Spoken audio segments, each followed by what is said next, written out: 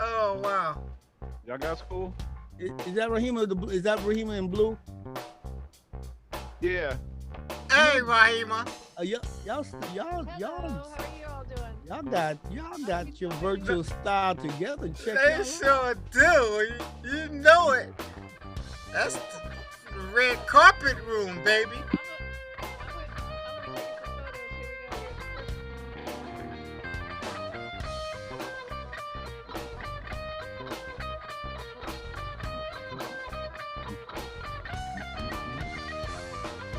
Here's the first. Mm. Mm-hmm. Nice.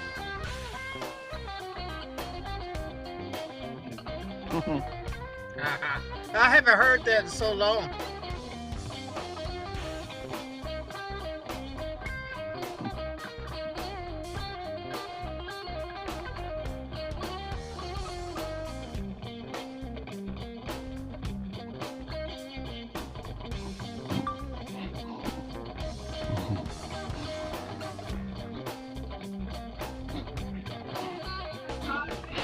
Huh?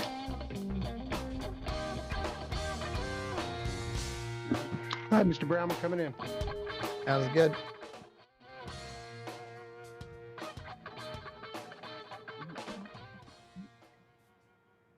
Mm. All right, ladies. Wow. All right. All right, ladies and gentlemen, and Hey. avatars alike.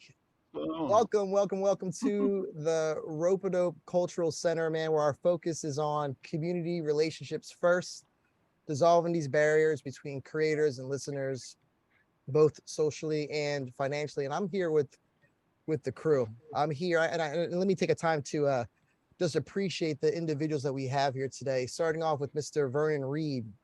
Guitarist Vernon Reid has made an everlasting mark on the world music scene.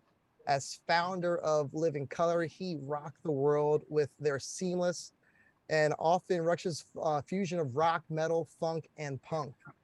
The early downtown New York band included jazz, funk, improvisations, heavy punk, rock burners. An early fan, Mick Jagger, was an advocate of the band as well. Reed continued with his solo projects and collaborations, including Yohimi Brothers with DJ Logic, and of course, Form Funky Freqs. He's also an acclaimed producer with Salif Keita and James Blood Elmer. And then we also have here on the line as well, Mr. Grant Calvin Weston.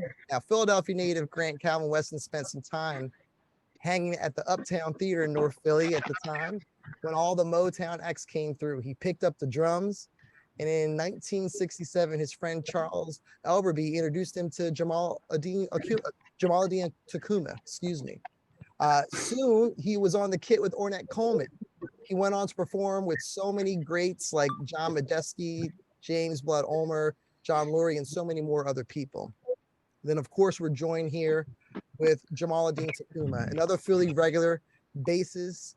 Tacuma worked with Ornette for years as he gone on to appear in a wide variety of settings, a pioneer in music and fashion. Tacuma is that artist who tends to the cultural roots of humanity through his music and through his life. His 2019 album with The Last Poets brings his range of experience from South Philly to avant-garde to historically important band, creating a timeless recording that brings the full experience of band to life. And you can see Jamal here in the metaverse, rocking again the fashion outfit. Special guest as well. We have Daniel Stein from the Crozier Butcher Studios, who also mastered this project, Freeform Funky Freqs, the Hymn of the Third Galaxy. And I would be remiss, guys, if I didn't introduce Mr. Lewis Marks. And he's literally in our virtual space right now, the self-proclaimed fake CEO of Ropeadope, a so-called record label with over 650 amazing recordings released over the last 21 years. Lewis, can you hear me loud and clear over there in the metaverse at the Ropeadope Lounge? I can hear you. I can see you. Thank you. I want to say that I've been calling myself a fake CEO for a long time, and this is probably the most true it's ever been. So I am here. Um, first, thank you to our wonderful guests. It's really an honor to be in a room with you guys, and I appreciate you taking time out of busy schedules to spend time with us and try this new process out. Welcome to everybody here. Thank you for attending. There are some guidelines on the wall over here. Please mute your mic when you're not talking, and if you would like to, can come up and ask a question of any of our guests. Please visit with Cheyenne right over here in the blue jacket, and he can be up and give you a mic, and you can ask some questions. We, I feel compelled to say what this is. Right? There are a lot of definitions floating around, but definitions often limit insight, right? So this is a virtual room, and we also have guests that are in real life. Um, we don't want to limit the insight. We don't want to define what it's going to be before we build. We want it to be what it can be. And so we're going to throw the definitions out, start fresh, and look at this as a new chance to connect people, to connect musicians and listeners, connect humans without the standard societal definitions of judgment that happen so often in the real world. So that's what this is about. And just here to welcome these powerful individuals. I'm so grateful because each of these gentlemen have not only been great musicians, and I mean great, like the top of the top, but have also really pushed society forward in their communities and in extended communities. So these are cultural institutions, in my opinion, but living, breathing, constantly evolving. Um, so with that, I'd like to start. So Jamaaladeen, first is let me just jump over here. Okay. All right. Give it a high Whoa. five. All All right. right. Woo! Way There to we go. slide. He slid right on over there. Woo. He slid right over there. He just slid right up. Whoa, I there can you go go faster. again.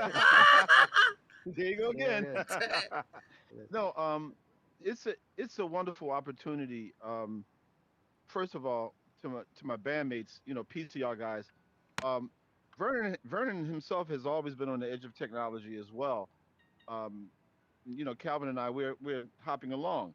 But it's a wonderful thing that you're doing here. For me, folks would have several ideas and concepts about what's happening here and what it means. For me, this is actually coming from a spiritual concept. This is an alternative world that's happening right now.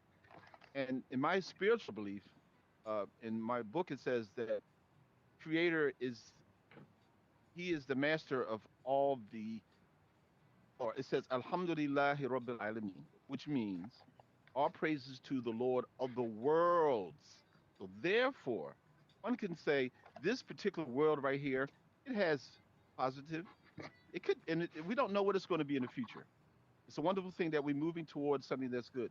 But then there could also be good in this particular world and these other worlds as well.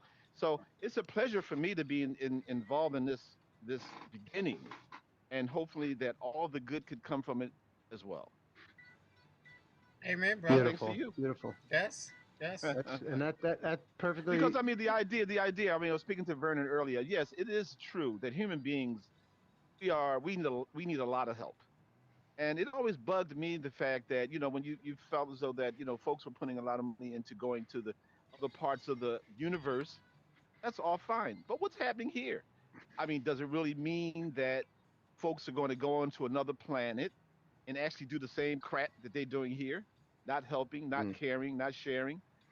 So, the idea that this is starting here on this level, hopefully we can understand how to make this a very positive thing and make it happen here as well. So that's my two cents about the You whole know thing. what's Beautiful, and it's crazy? really Okay. important that we grab that. Go ahead, go ahead, You know V. what's crazy is that looking at your avatar and the way you move, it is totally you.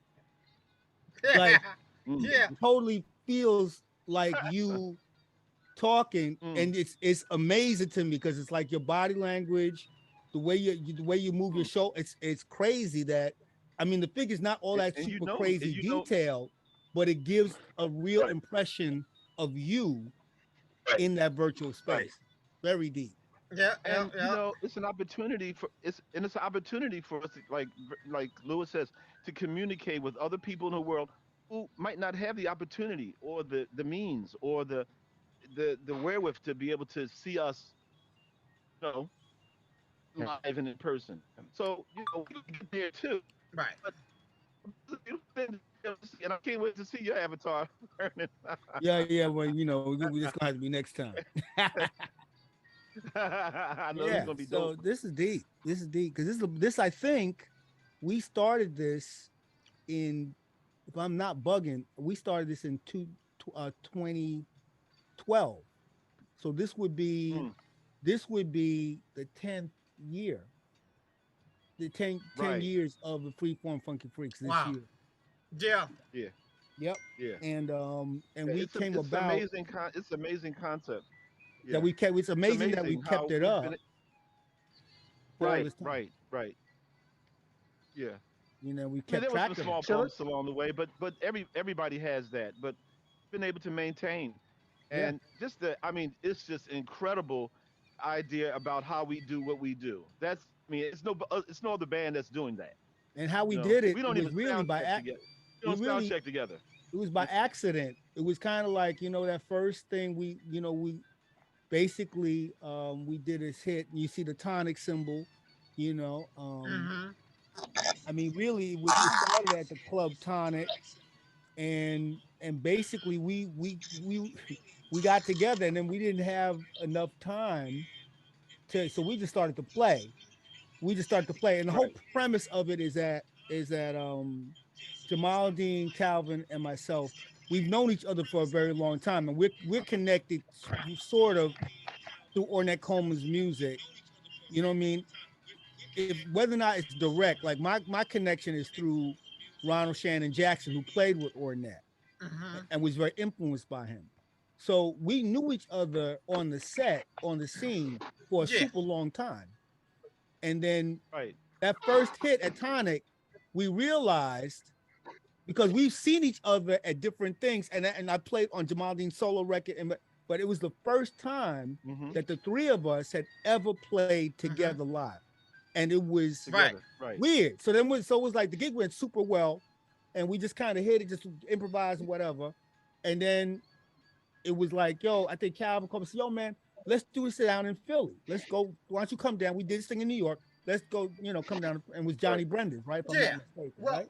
well. Anyway, Right. well, Johnny Brenda's let me right. cut you Might off be for a minute. Chi-Town, no? The first gig at Tonic is that I booked the gig and Yeah, didn't that's have right. nobody You made, to play with. So I said Jamal and Vernon, come and play, and there it was, right yeah. there. So that's And we had no time, but we had no time to talk about what we were going to do. So then no. Jamal just started playing the bass, and we just We went. just Right? start playing.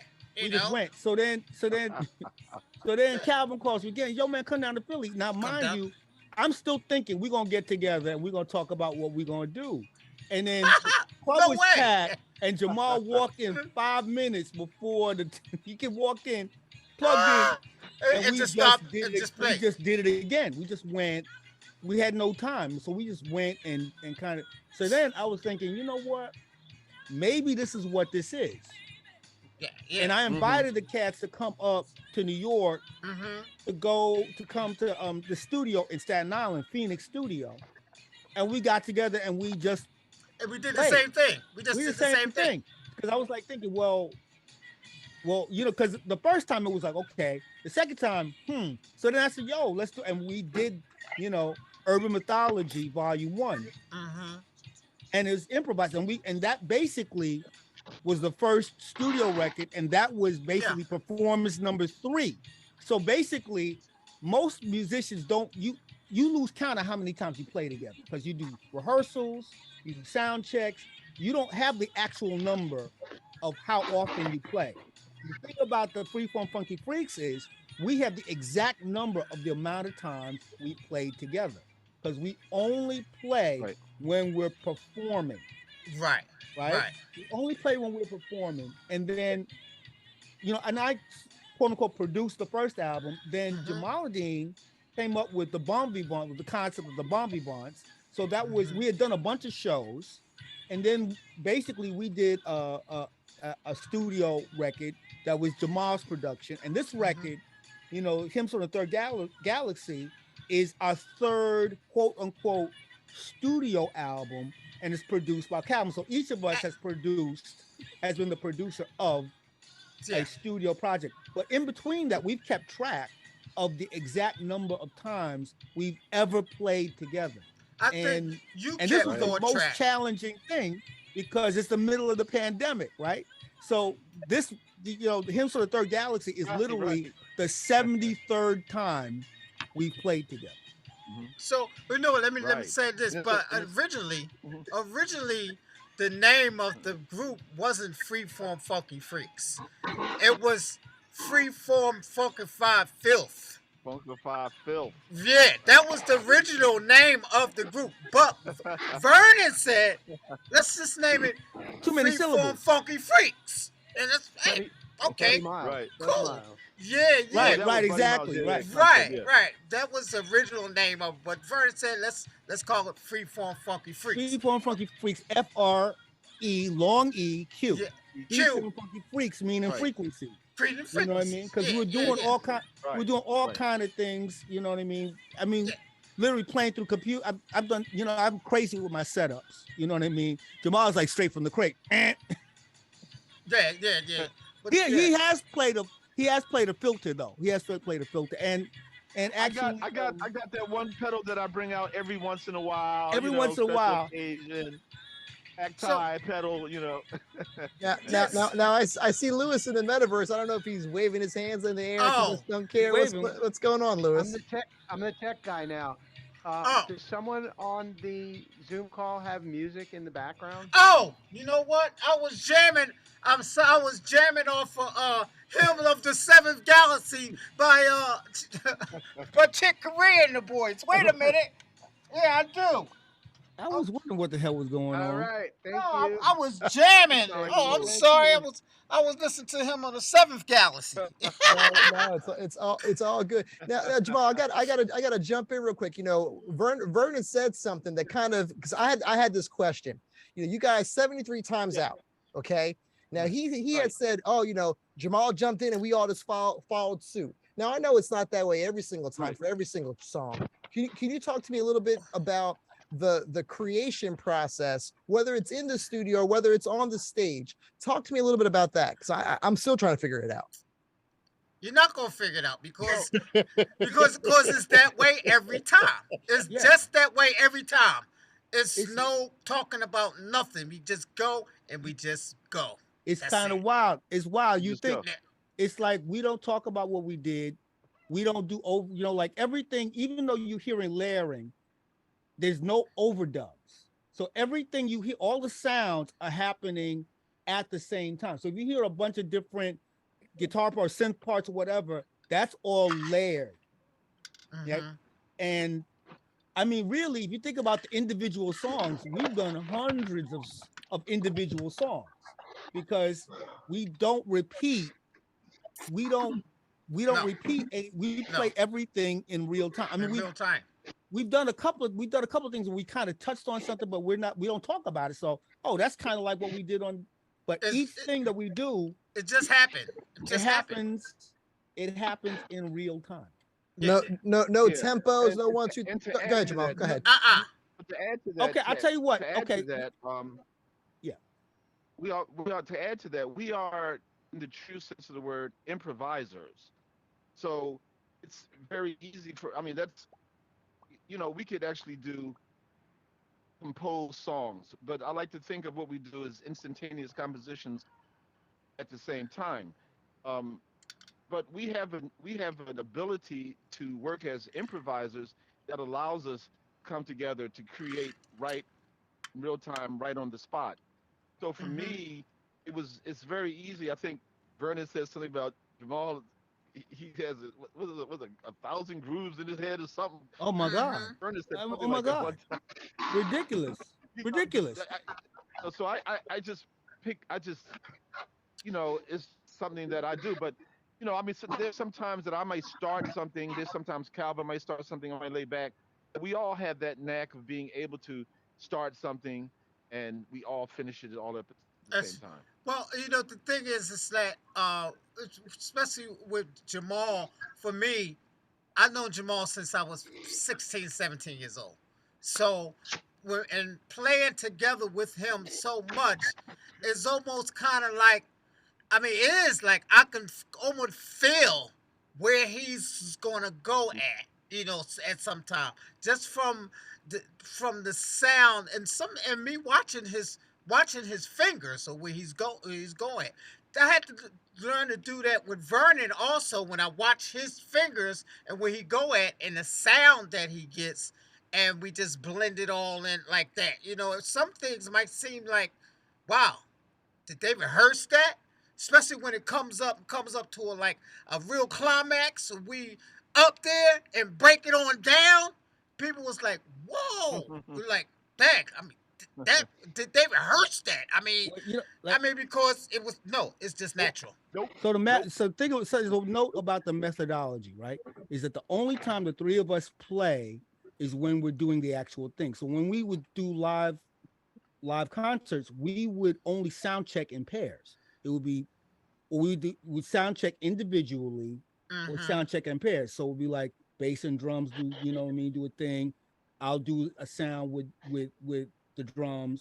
But the three of us during a sound check don't play together. And we No. don't actually play together until the gig. Yeah. And we And really maintained it. And one and of the challenging thing was to do it during the pandemic. It's like wow. it was crazy to do it because we had to have the individual. When you hear the record, it's wild because it sounds like we're playing live together, but no, it's like Calvin did his drum parts Mm-hmm. himself. He sent them to Jamaaladeen. Jamaaladeen did the bass with the drums, but did them one time through, not doing it over and over again, not No, doing it no, over and no, over again no, to get the perfect vibe. no. When I Basically, did when we got the material, we had to play it once. once because All the, V, let me touch you off for a minute. When I was doing the drum parts, I just played and said I just made sure I had my levels good and stuff like that. And I just played something and said, okay, I looked at the time, okay, that's 5 minutes long. Stop. I only played it one time. I didn't go back and say, "Oh no, I don't like that. I didn't like that beat." No, I didn't do that. I said, moved on to the next one. Play this, okay, and that was it. And send it to y'all. I had that concept in mind of not um doing stuff 2 or 3 times the same thing. No, one beat. That's okay. The levels is good. Everything sound good. Okay, move on to the next one. And that's just how I did it. I had that concept of us on the stage, not sound checking. it's You mentioned sound checking.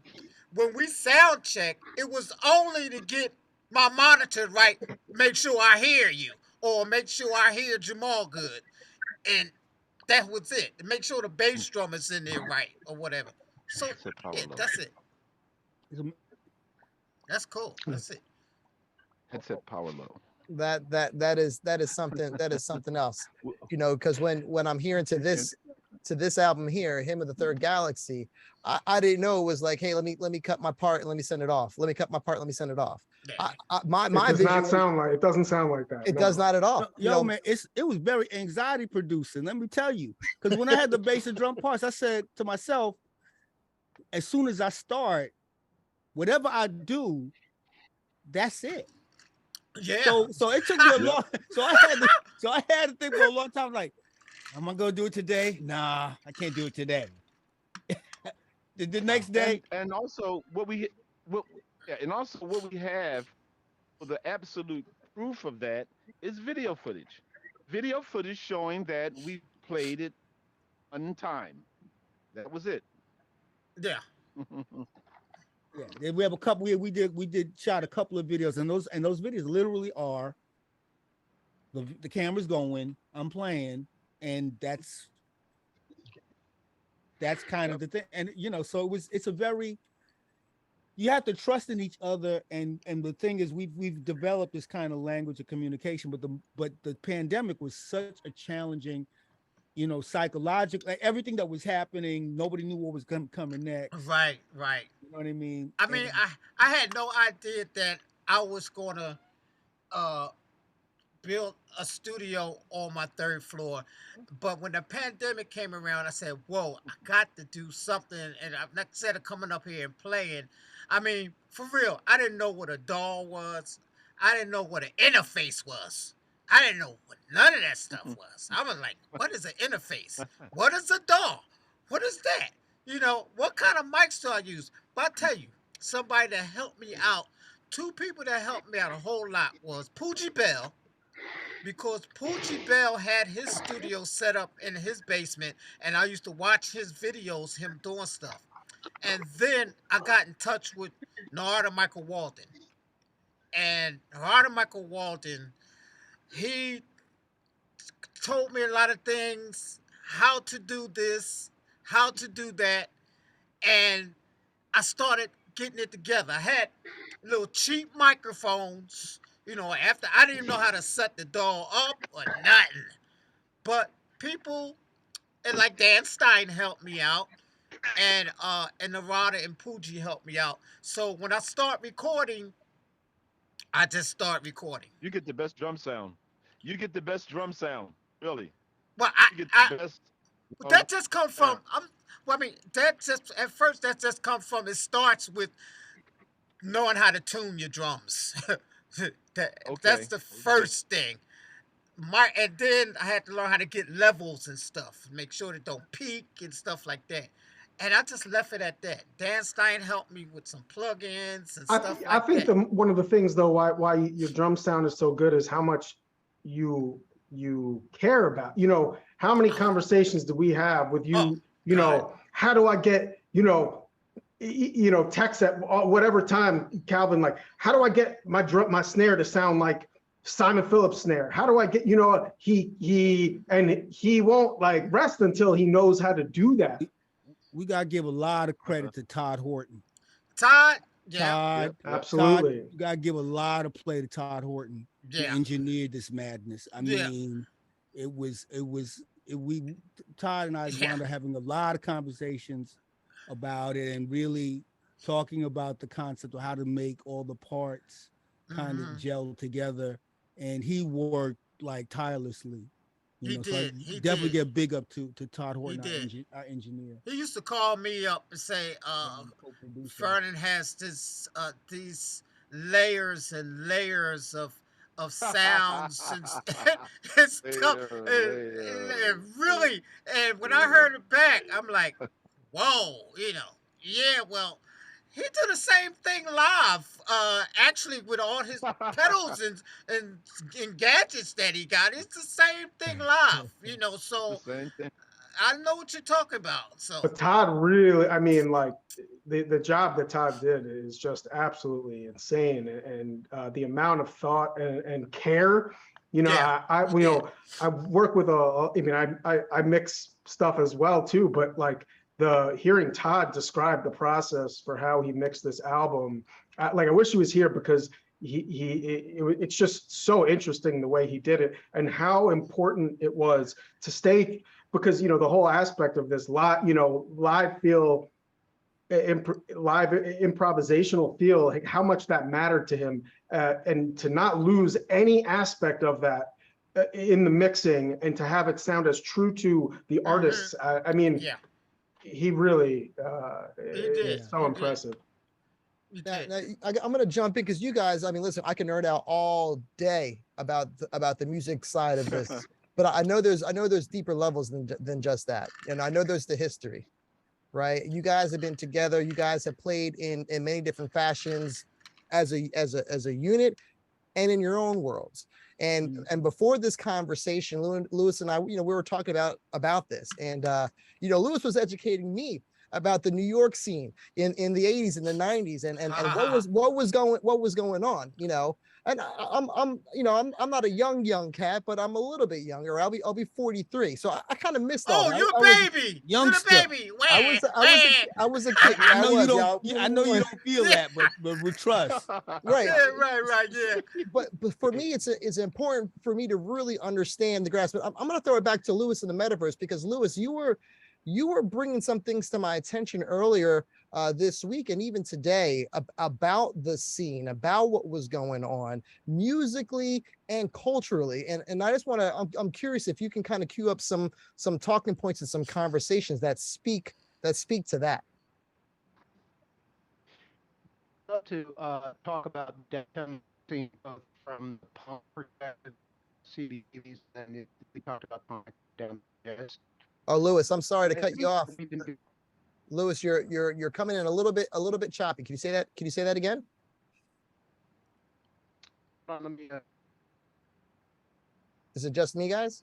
You breaking up. No, I hear he's No, breaking up. it's cracking up. Yeah.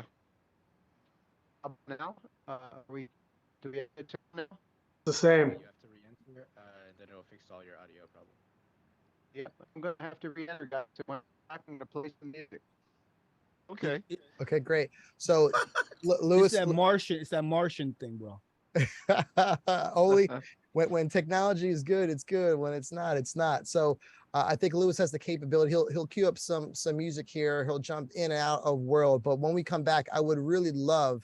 I mean, for me, this is kind of a guilty thing, maybe a selfish thing, but I would really love to understand, you know, how you guys came up through this scene in the 80s and the 90s, how both musically and culturally, because I think it's important for the people to understand too the context of how important that was in relationship to your development as individuals, right? To the scene, well, to the scene at can, large. Go ahead. Sure. I can elaborate on some of that. See, first of all, I was from Philadelphia during that period. So what you had was Ornette Coleman that was creating music that spawned Donald Shannon Jackson, Yep. James Blood Ulmer, Absolutely. and all the guys that had played with him that were, and so you had clubs in New York, and my favorite club. I'm going to ask Vernon to elaborate on a few others, but my favorite club was Danceteria. Oh yeah, man. And the Mud Club, Peppermint Lounge. Yeah. Oh yeah. And so you had this avant-garde scene that was happening that was being mixed with R&B, that was being mixed with rock. Um, it was this crazy scene of music. You had that whole downtown scene, and I was with John Zorn and Arto Lindsay, DNA. Wow. We had also a band called the Golden Palominos with Bill Laswell, and so you had all of that crazy energy that was happening, that downtown scene. So I was adopted, being from Philadelphia. I was adopted into that scene, and it was a pretty interesting scene in terms of the meshing of music, the meshing of all of the. It was it was very interesting at that time. But I'm sure Vernon can elaborate more, being a New Yorker. Well, it's an incredible ecology. You know what I mean? I mean, back then, you had the west side, you had the east side, you had uptown, you had downtown. And the way we used to go is a musician, say someone that's playing horn, would go to 2, 3 gigs. You know what I mean? You would you would see 3 or 4 scenes a night, and just the variety of what was available was kind of amazing. You had everything from performance art to free form jazz to punk, and then what was happening, the reggae thing, the hip hop thing was coming in. You know what I mean? The live DJing, the turntablism was coming in with DXT. You know what I mean? With like DJ Logic was Melvin Gibbs' band I and I was the first rock band to have a DJ as a regular member. And it was all of the things. The funk people, you could see a band like one of the early, you could see a band like Blue Cheer or the Ohio Players downtown. Bad Brains would come up from DC, you know what I mean, and blow everybody's minds. Fishbone would come from the West Coast. So it was just a time period that was electrifying. I mean, really electrifying. Like, and some of the booking, a cat like Frank Gallagher over at Irving Plaza, he put, my early version of what became Living Color. I opened for the Art Ensemble of Chicago. Mm-hmm. You know what I mean? Right. And that was like a regular type of thing. Danceteria was bananas. I also thinking about Area, right? Because Danceteria was like basically Area, right, right. That was the spot. Look, we would hit Danceteria at 1 o'clock in the morning. We get out of Danceteria like five in the morning. Yeah, right. Yeah, crazy town. Crazy town. And then you had Joe Bowie and his crew with the funk. Defunct, absolutely. Mm-hmm. The Spot Theater, yeah. It was a whole thing. I mean, you can see Albert Ornette King. Coleman. Right. Over at And the then Lone Star what you had Cafe. also was the fashion component. We was hanging out with Basquiat. Mary Paul, who did the first Madonna cover, was a stylist. He worked on my record. When I had a band called Cosmetic. So you not only had the music that was happening, but the fashion was happening, and the art was happening on a very high and strong level as well. Oh yeah. Patricia Fields, was a spot. Right. Betsy Johnson. Betsy Johnson, right? Exactly. Betsy Johnson. The Parachute. Parachute was a brand that was. Parachute? Parachute was my. Yeah, I know it was. Right. I mean, these were the things downtown. Trash and vaudeville for your punk looks. You know what I mean? I mean, it was an intertwined thing. Also, where you went to go eat, round the clock cafe, the Time Cafe, dojos, food. There was all of that. So all of it was a kind of glorious collision on a level, and it was very, it was a great time to be a young musician running around carrying on. I mean, that's heavy. I'm still. So I wanted to ask you. Go ahead, Lewis. Vernon. I've had the great pleasure of having spent some time in New York downtown, and a lot of the places that you guys just mentioned are places that I used to hang out. I don't think, from my perspective as a listener, I don't think I realized how good it was, right? How good I had it, that I could just pop over to the Lone Star at 7 o'clock and see the band or Dr. John, and then go to Danceteria and see a punk show, or just go to another floor at Danceteria and see something completely different. Were you aware of how much electricity was on the street at the time? It was funny, man. I was talking to my boy, the late great Greg Tate. I remember we were on St. Mark's, and we was about 25 years old or so. And I remember saying to Greg, I said, dude, we got to feel every second of this. Like you know what I mean? It was just knowing the way it was and the amazing people, the artists you could see. I mean, people on the coming up and the masters of music. I mean, it was this moment where we had access to all of these things and we knew it. You know what I mean? But it's like Joni Mitchell never lied, right? It's like, you don't know what you got till it's gone. You know what I mean? And that's a fact. Yeah. That's a fact. And even a place like the Limelight, a place like the Cat Club, I mean, there were just so many of these spots. A place like Area, where every 6 weeks they changed the complete interior. Changed the whole. They would change, because it was like set designers, like off Broadway and Broadway set designers. They would carpenters. They would literally take Area apart, and they would have these themes. Like one time they had a theme, Alice in Wonderland, and they made the whole thing about Alice in Wonderland. Then the next time they did it, they had the Survival Research Laboratories from San Francisco, Mark Pauline. All that Robot Wars, all that Robot War stuff that started was as highly industrial avant-garde. All that Robot War stuff, that started with the Survival Research Laboratories out of San Francisco. And that it's amazing. So avant-garde. Mark Pauline blew off 3 of his own fingers messing with that stuff, right? And to see something like that Wow. become Robot Wars is crazy. Eventually, became this whole other thing. I was at area the night they invited all of the area Hell's Angels to come and hang out for the night. It was Oh yeah, quite bizarre. it was a Yeah. wild time. But It was a wild what's time. interesting? What's interesting to me at the time, just from where I sit right now, is that the genre didn't matter. People weren't selecting their favorite kind of music and that's where they were gonna go. You just went and saw whatever was happening, and I miss that the most. Well, the people that booked shows were much more adventurous. You know what I mean? Thinking about what Hilly There you go. Crystal would put up at CBGB's, what Jim Forat would book at the Limelight, or at the at the clubs that he was booking. Of course, Frank Gallagher doing all the craziness that he was doing. It was a time of real like they're almost like auteurs. They would put together bills, but that's really almost like my man in San Francisco, Bill, what's his name? Bill Graham. Bill Graham. Bill Graham Graham. presents. It's almost like that kind of philosophy, where he would put together Miles Davis and the Byrds and just see what happened. Beautiful.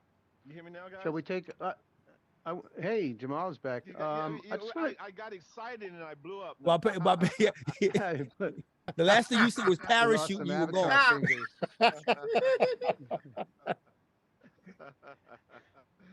Yo. Right. So I want to throw it out to the audience real quick. Is there anybody here who have a question for any one of our guests? If you do, either Cheyenne can give you a microphone to amplify your voice, or I think if you come up close to our tech over here, so just raise your hand, hit the at any time. Go ahead, Fabian. And while that's happening, yourself, I'd like to know who their names. Right at that, I'd like to introduce Todd Horton to the call.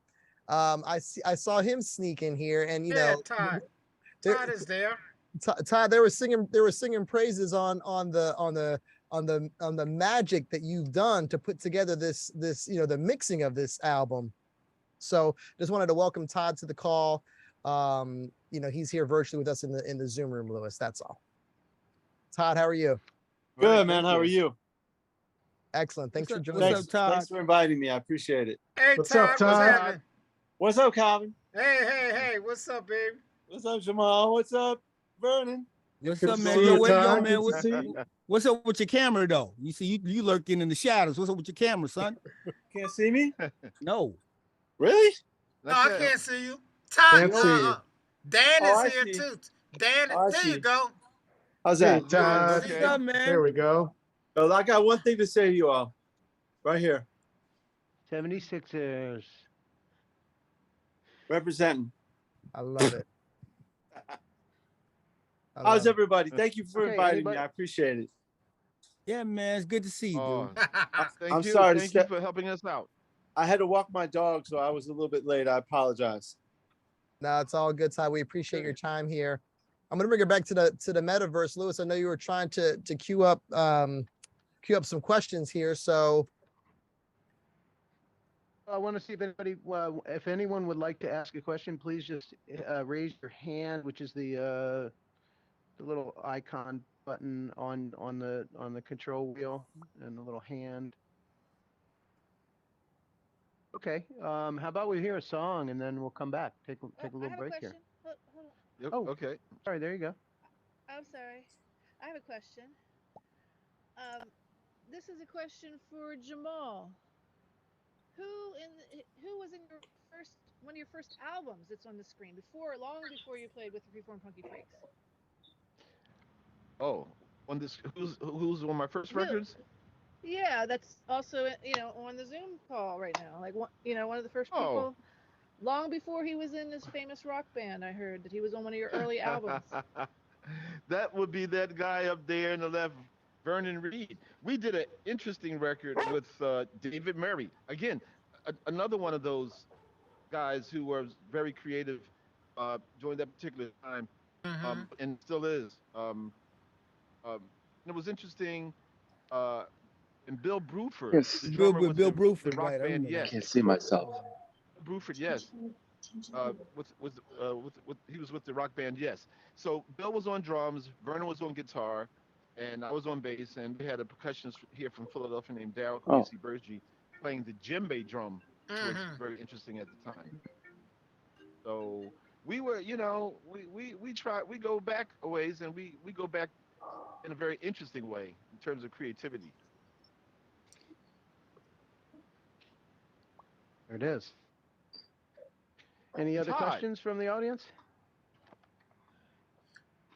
I just, you know what, I want to thank, I give a shout out to Raima to just for putting her efforts into making this Freeform Funky Freaks thing happen and work. You know, with her know-how of doing things like, I just like I told her and Jamal, if it wasn't for them to put this the business type thing together with Ropeadope, I wouldn't have known what to do for real. I was getting ready to go somewhere else. They said no, no, no, hey, you ain't going there, no, we ain't going there. So, hey, Raheem and Jamal, hey, thanks for hooking this thing up with the Ropeadope business and all that kind of contract type stuff. Cause it's like I said, you said, you ain't, no, you ain't, all right, no. Okay, okay, y'all got it. He said, I said, Jamal, I feel like I ain't doing nothing. He said, you doing a lot. I ain't doing nothing. Y'all doing everything. I mean, come on, shoot. But thank you, man. You know, I tell y'all, woo. You're welcome. You're very welcome. What is,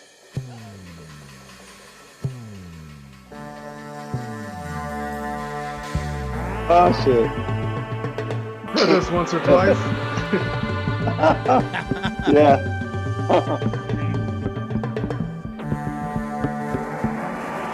I can sing along, right? Is it cool if I sing along? Yeah, right. ah, Knock yourself out. nice, Yeah. what you call those overtones, Jamal? Oh yeah.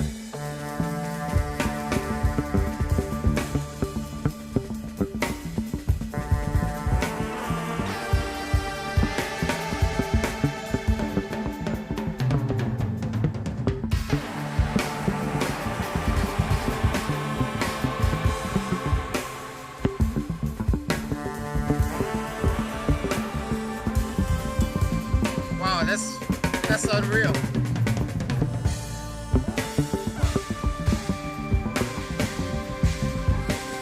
Space, the final frontier.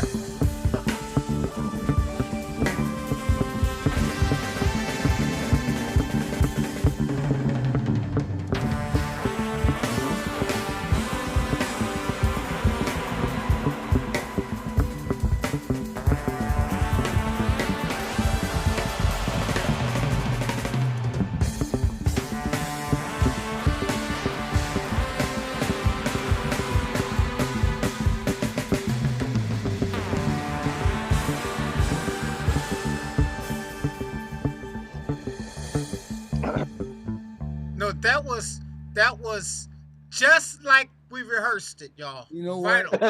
We're That gonna, we gonna, was, we gonna send that to Ms. Nichelle Nichols. You know, yeah, yeah, Lieutenant oh Uhura. yeah, yeah. yeah, Wow, Real yeah. yeah, talk. yeah. You know, That was, rest in peace to that sister for real. yeah, for real. Mm. No, that was crazy. You know, I mean, it actually sound like we sat down and rehearsed that, but because everything came together so well. You know what I mean? Everything It just sounds came like you together. were in the same room playing it. Yeah, and It, that's what. it, Oh, it let me put it to created you a like vibe. that. Yeah, Yeah. yeah, In my head, Yeah. like we just working on it. In my head, you guys were all in the same room playing yeah. Right. Right. Yeah. It feels very for the it feels very organic, even though it's like a lot of layered synth stuff. It feels very like we're in contact with each other and very organic. Well, V, you do the same thing live with putting your feet on those buttons and what are you doing with your computer and stuff. Right. It sounds the same thing live. So, you know, Yeah. natural. Yeah. I actually But had everything. I think I put up a picture on Instagram of my setup at that time. I seen it. It's like you It's in a It's like you in a absolutely space capsule. It's like you in a capsule up in space somewhere. For Yo, real. listen. Let me tell you something. Vernon told me at the time that I got all his files. I said, "Wait a second. Which one of these files am I supposed to use?" And he said, "Well, all of them. Just find a way to, See, yeah, but there's so many files, man. Which ones am I supposed to use?" And he, no, in all seriousness, no. What was very deep for me to experience is having to work with files that were created simultaneously on multiple workstations.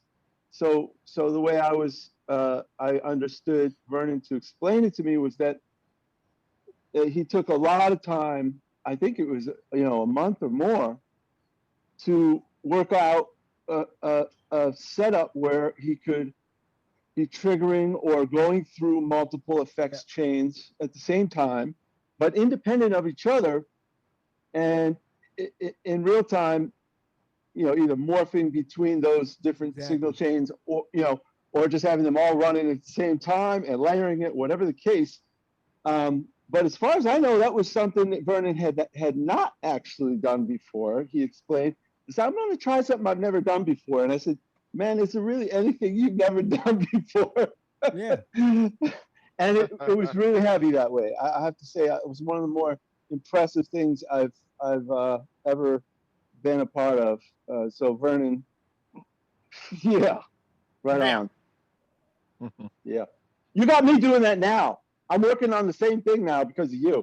Right. With my horn. Yeah, it's a simultaneous, like having several things going on at the same time, and then basically, okay, this works. Dip that out, dip that up. Yeah. Just kind of do the dynamics thing. That's basically the brilliant. It's brilliant. Yeah, really unprecedented, beautiful. It's one thing, and Ty, I'm glad I'm getting to jam out with you because they were singing your praises before you got online. Oh, there's Lewis. He's getting back on. It's one thing to have that vibe in a live setting with all the chemistry and everything there in the moment, but then to replicate that in the studio, and then for it to come off as it, listen, man, I've listened to a lot. I did not have a clue that's how this was put together. So it's very funny. Well, it's kind of part of the thing is the chemistry, feeling the chemistry between Jamal and Calvin, like really feeling that chemistry, and then just kind of adding my parts to that chemistry. See, it's the kind of thing that theoretically you could put any three musicians and have them do it, and it could be cool or it could be whatever. But the fact that we've been in the Freeform Funky Freqs conversation with each other as a methodology since 2012, and we played live and toured with it and maintained this our method, right? Is that we play when we're making contact. So in a way, all that stuff we'd already done really adds. That's why it sounds like we're playing together, because we've done so much of this methodology that it really was not so different. The main thing was committing to starting the process. That's the thing, because once the process, because it breaks the chain. If I start getting like anxious, oh man, I could do that better. Once I go, oh, I could do that better. And the temptation is mad strong. And the other thing too, it's the honor system, right? If I did a bunch of takes, nobody would have known, right?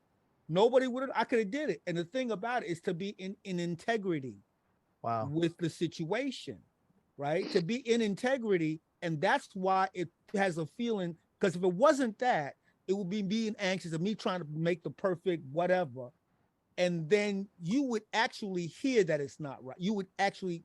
I love that.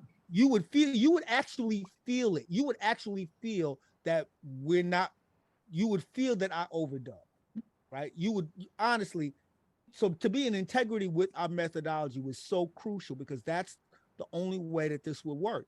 If it was like taking shorts or I don't like that, I'm gonna do it again. If I gave into that, Yeah. right, it would be because number one, Jamal didn't do it, and Calvin didn't do that. So the fact that it's the three of us, we have to show honor to each other.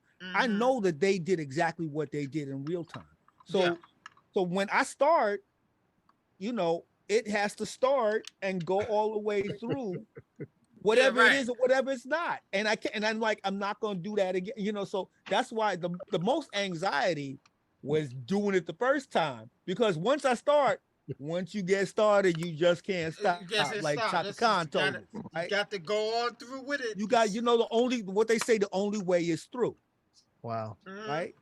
The only way forward is through. And so that's the whole thing about what makes this hymns of the third galaxy so special. And the other part of it too is that naming the tracks after star clusters and things that also made also formed what it also helped me because I was in the space frame of mind.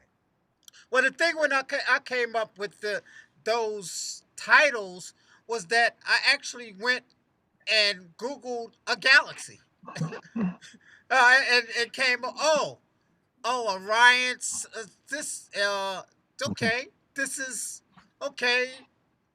I like these names of this galaxy that I pulled up on the computer, so I'm going to name the tunes this Orion's Arm. And one of them tunes, ain't one that Cephas? Isn't Cephas one of them? What's that? Well, isn't one of them called Cephas Sputum or something? Yeah. I mean, for real, I don't know what that is. That's like a galaxy from the hood, though. I don't know what that is. I just said, that's a good. You talking about that's a hood galaxy, though. You said a galaxy. It might be. That might be why I picked it. And said, yeah. And you know what?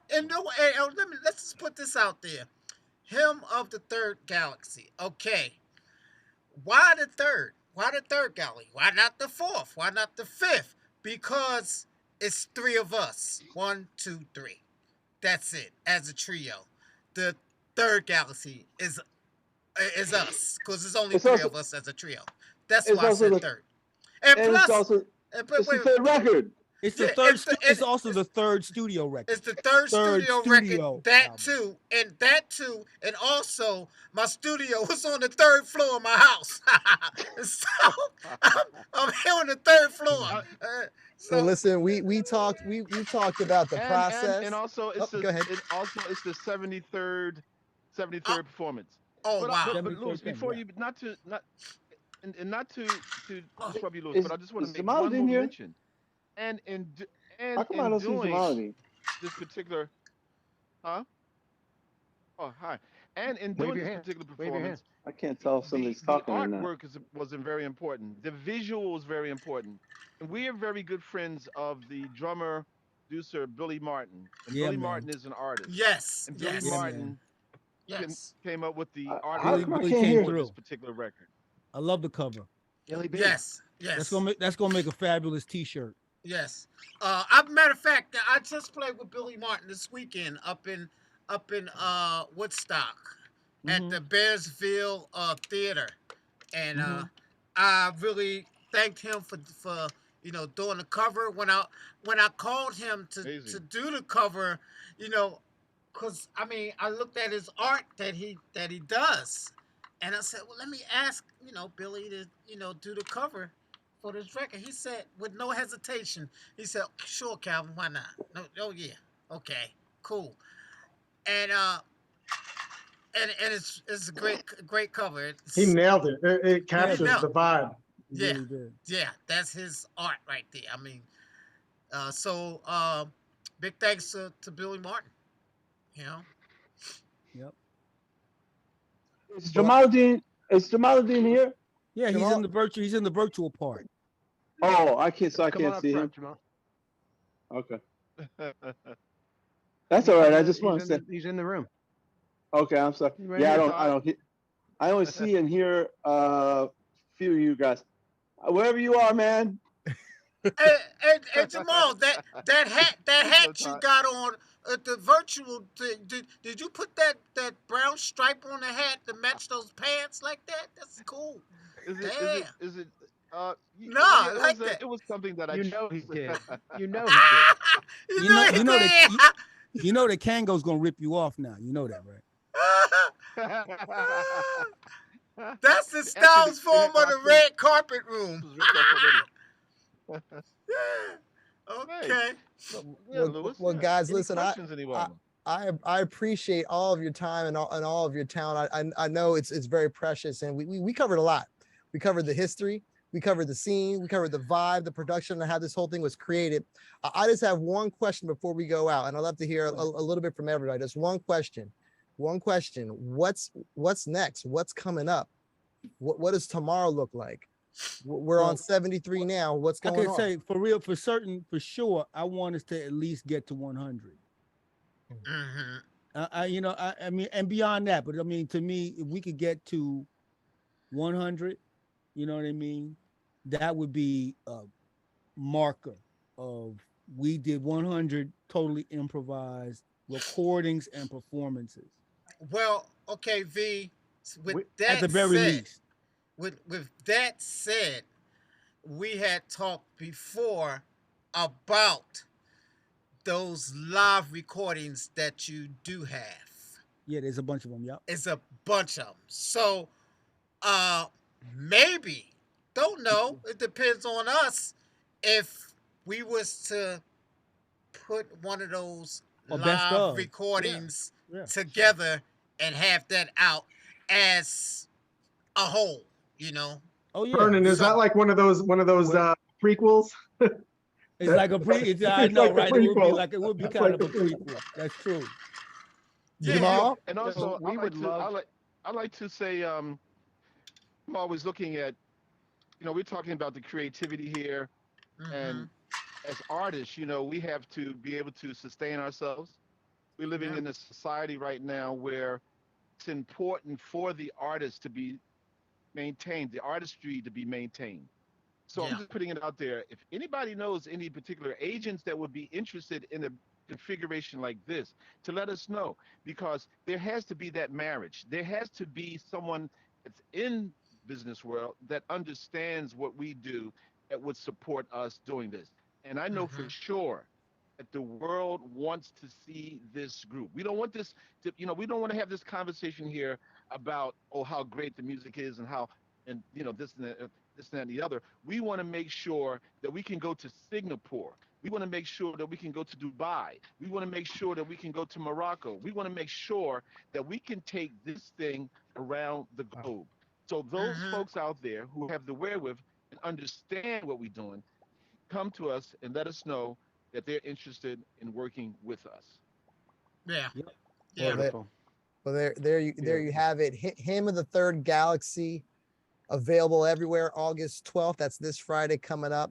I'm going to bring it right back. Guys, thank you so much. I'm going to bring it right back to the metaverse. Thank you, Fabian. You're very welcome. Very welcome. Lewis, take us home, Lewis. Thanks to Ropeadope. Thanks to Ropeadope. Yes, thanks to Ropeadope. Yeah. Again, Vernon, Todd, Dan, Lewis, Fabian, Rahima. Thank you. Absolutely. Yeah. Absolutely. Jamaaladeen Calvin, listen, it's been a gas. Yes. It continues to be a gas, you know what I mean? And everybody, all y'all, Raheem especially, you put time in, Todd, you did your thing, all the folks, man. But it's been a joyous experiment. And the fact that we did that in the middle of all this mess we still going through is incredible. Yes. It's incredible that we kept our method. We did our thing and kept it strong. You know what? Can't stop music. Todd, what you want to say? I did want to say, I apologize for being late, but I do want to say one quick thing, if you don't mind. And that is the process itself, technical side, everybody understands what a guy like me does with stuff like this, to mix it and everything.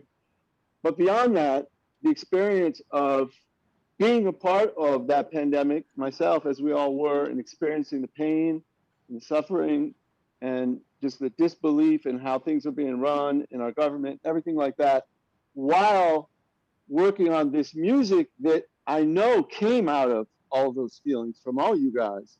Being witness to that, there were nights when I was working on, I remember working on one track in particular, and it still does this to me. It brings tears to my eyes. I'm overwhelmed with emotion listening to that, because I feel from each one of these guys what was behind those performances. And I literally cried many times over this one track. I'm not going to tell you what track it is because everybody's got their own experience, but there's a track that I swear every time I hear it, tears well up. I get the lump in my throat, and I believe that something really magical happened there. You know what I'm saying? So I appreciate being able to be in a position where I could have that kind of reaction to music, because it doesn't happen every day. And I'm a musician, and I play with a lot of people, and I've done a lot of shit. That is a unique thing. That alone, just to bring those kinds of tears, is a beautiful thing. And I appreciate being able to experience that because of you guys. This is all. Thank you, Todd. You all. Thank you, Todd. You know, on it, so, right on. We appreciate it. You know, whatever. You know. No, I wish I could tell. I wish I could tell the. I wish I could tell the Vernon story, man. Don't do it. Gotta hear the Don't Vernon do it. story. We about to go. We're about to end this. We're about to end this on a positive note. Don't feel it. Oh no, it's positive. It's so deep. I can't even believe. I told a couple of my friends about this story, and they were, oh no, it's good.